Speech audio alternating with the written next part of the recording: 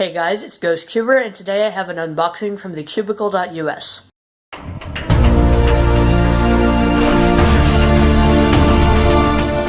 Before I get into the video, I want to make a note that as of today, which is February 15th, 2017, I have been able to solve a Rubik's Cube for exactly 2 years.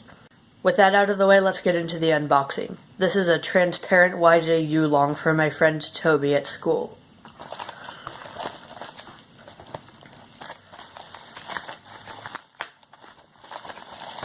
Here is the cube. It looks pretty nice. Now for the transparent YuLong.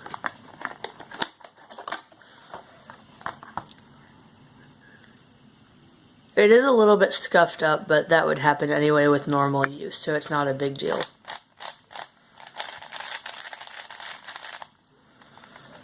It's very tight, but turning is pretty good.